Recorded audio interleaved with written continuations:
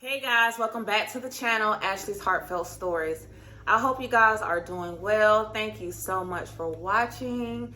If you have not subscribed to the channel, please make sure that you do like the page, subscribe, share the channel with anyone that you may know that is dealing with miscarriage, depression, just, the sad stuff in life, or people that like hearing these type videos.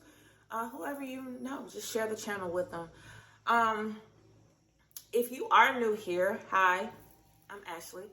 I started my YouTube channel some years ago after I dealt with miscarriages before I had my son. Make a long story short, I had 3 miscarriages. One was very early at 7 weeks, and 2 were later in my second trimester.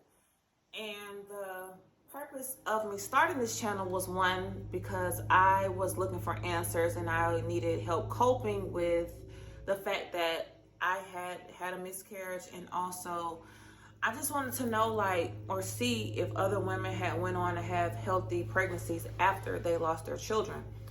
And I saw some YouTube channels. I didn't see as many as I thought I would, but I saw enough to get me by. And then also, I am one of those people, I really don't like talking sometimes when I'm sad about a particular situation. Like, I just sit there and I deal with it. And I know that may not always be healthy. So for me, filming these YouTube videos was therapy. Like, it made me feel better to kind of just get it off my chest on how I was feeling and why I was feeling that way. I didn't necessarily have to have somebody come back and give me a response. I just wanted to release it. And through the years, I have had people call and reach out to me, and I try my best to make sure that I answer questions that people may have. So if you're new here and you're miscarrying and you need somebody to talk to and no one around you understands what you're going through, you can feel free to reach out to me. I'm here and I will answer via text, email, and call. But like the disclaimer I put in my last video, I don't always answer calls initially because sometimes they can be spam. So text me first and then we can call or talk about whatever it is that you're going through, because like I said previously, I'm pretty sure I felt the same way, so I understand. Today, I am filming a video all about my delivery. So if you're new here, I had my transabdominal cerclage placed after my 3rd miscarriage. I had it placed, and I was not pregnant when I had it placed. I had it placed with Dr. Haney in Chicago. And what I will do is leave a link to that video just in case you're dealing with that and you kind of want to hear my experience. Dr. Haney has since retired, and I have to look and see who his new replacement is. I have had a couple people tell me who she is. I just need to get all the facts together, and I will film a video on that so that it can help someone else in the future. But anyway, Dr. Haney placed my TAC. I eventually went on to get pregnant. I was so happy. I was so overjoyed. It was around Christmas time, and I knew I was pregnant, y'all. Like, I just knew.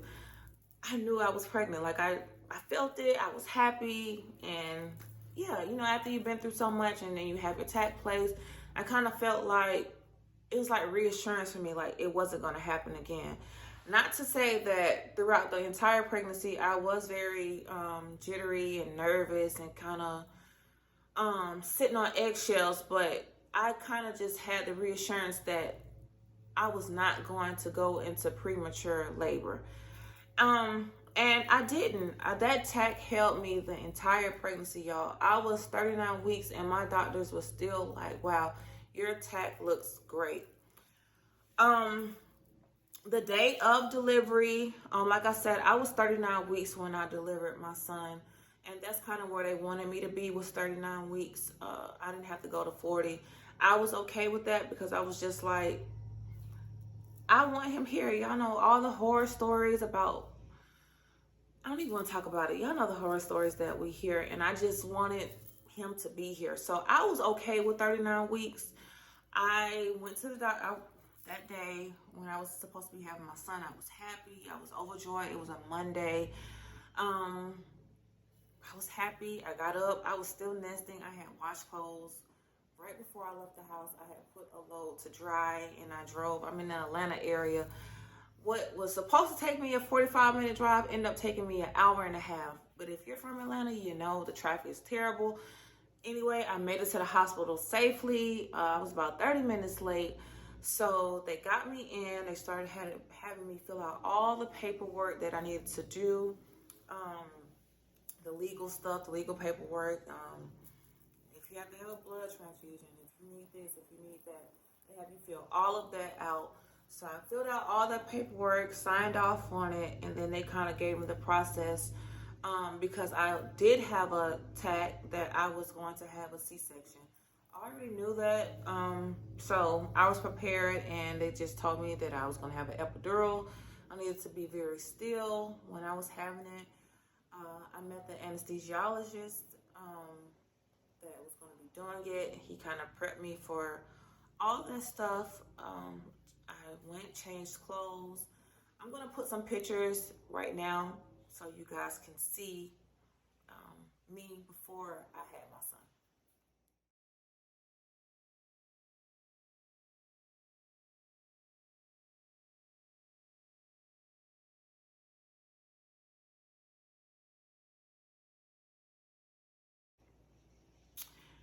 And so y'all see, like, I was happy, I was big, I was all the things. Like, I was very excited that day.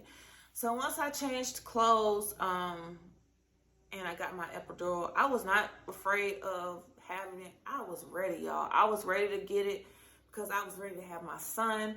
I know some people are like very queasy when it comes to needles. My husband is one of those people, so he was not excited about that process, but I was ready to go. I bent my back over. I'm like, go ahead, do what you gotta do.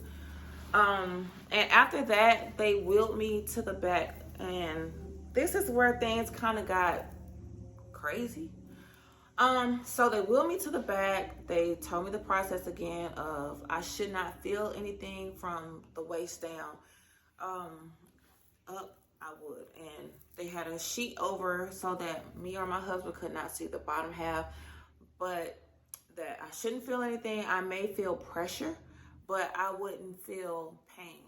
And they just kind of made sure that I wouldn't, because they had like a little knife and they said, can you feel that? And I was like, well, I can feel something down there, but I don't know what's happening.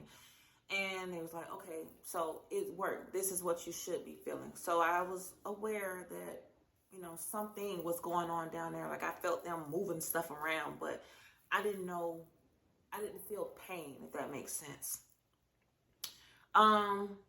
Everything was going fine. My doctor had told me it was her husband's birthday. Not a big deal, just random talk. So I was like, okay, fine. Maybe not long into the procedure, she answers her phone. She's like, oh, my nanny's calling. And she answers her phone. And I can't even remember what the conversation was with the nanny, but she answered her phone. She hung it up. I remember she put it in her back pocket. And as soon as she answered her phone, she cut herself. And I remember thinking, like what is going on? Like, how does this happen? She cut herself. Of course, she had to get out the room, and they rushed her out, and they had some other unknown doctor come in. I am going to stop right there, and I'm going to film a second video on this because this story is lengthy. And yeah, the doctor comes in. I have no clue to this day, y'all, who he is or who, if anybody knew who he was, but this unknown doctor comes in after she cuts her hand. And I remember thinking, like, why would she even answer her phone? I get it. If you're a mom, I understand your kids are first priority. Like, you have to make sure your children are safe. But I'm laying here open, like you're in the middle of a C-section. Was it really necessary for you to answer the phone right then? guess it was. I don't know. I'm gonna stop this video right here, y'all. I am gonna come back with part 2 on this unknown doctor and the rest of my labor and delivery story, because this video is getting a bit longer than I wanted it to be. Stay tuned for part 2. I love y'all. If you have any questions, please make sure that you leave them in the comments below. If this happened to you and your doctor answered her phone and she cut herself, let me know in the comments below, because I told y'all it took me a long time to even want to talk about it. And I'm not going to ramble too long, y'all, I promise. It took me a long time to even be comfortable telling this story because it was so heavy on me. I didn't want to talk about it. Like, I may not even want to talk about it some years down the line, because it was just one of those things for me. Like, I was angry about it.